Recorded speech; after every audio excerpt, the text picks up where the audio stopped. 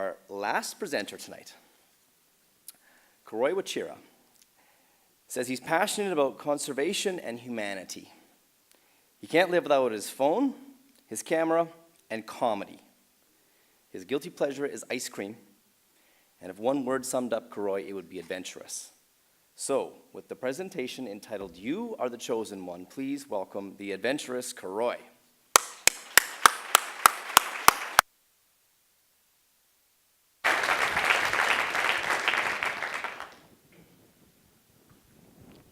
Good evening. The images you're going to see here today are images from a photo exhibition I did about 3 years ago. The exhibition was aimed at raising awareness against poaching and ivory trade.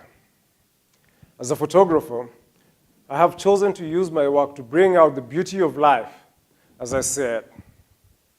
So I decided to show the beauty of these gentle giants in their natural habitat. So if for nothing else, I hope you enjoy the images.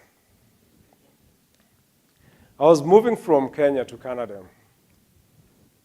Then something happened that delayed my travel. On the same day I received the news, I met a friend who mentioned crowdfunding. That night, this idea came to me. So I posted in a crowdfunding site. And for those of you who know about crowdfunding, you know you really have to preach about it on social media. And I did.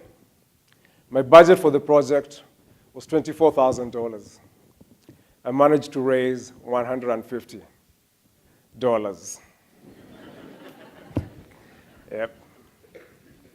So I contacted hotels and lodges and other organizations for support, mainly hotels that are based in national parks for support. And I was lucky. I got a lot of support. But there were challenges. And there are times I doubted that I could pull it off. But I knew to ask the question, why me? Why has this project chosen me? And I knew if I stopped and listened, I will get my answer. And that kept me going. I was lucky to get one of the biggest, if not the biggest, conference center in Eastern Central Africa as my exhibition venue. Again, it was sponsored. So after all the traveling and the shooting, I had my images, but I did not have a budget for the exhibition prints and advertising. Luckily, someone I had met not very long before this called and gave me a photography job that gave me just the right amount of money I needed for the prints, and decided to use social media for advertising. The day came, I went and set up the exhibition. When the management of the venue saw the exhibition setup, they were so happy with it, they added 2 extra weeks for the showing and even decided to advertise it in the newspapers. The ads were to appear the following day, which was the official opening day of the exhibition. The following day, World Elephant Day, I found out that one paper had gotten into a deal with an organization that's dedicated in stopping poaching and ivory trade. And they had a sleeve on this paper. The sleeve was a poster with a similar message as the exhibition.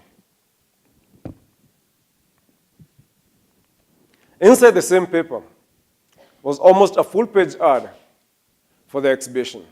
So most people that saw the paper thought it was all the same campaign. The ad was not only in that one paper, but in the 2 most popular papers in the country. The exhibition turned out to be a success. The experience was unforgettable. So what kept me going?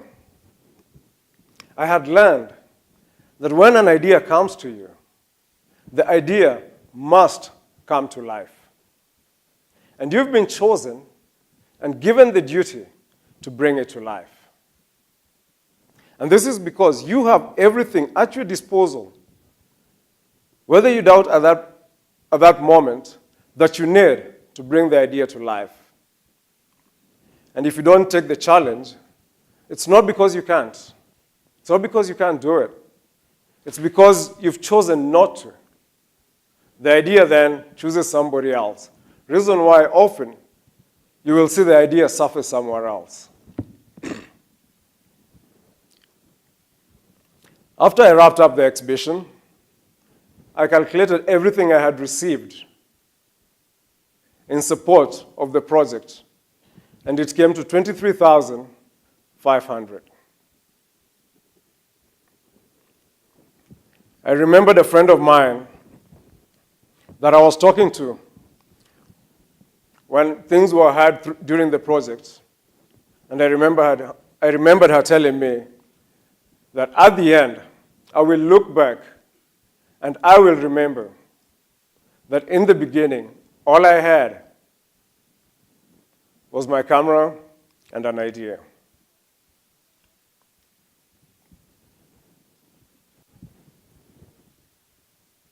Please enjoy the images.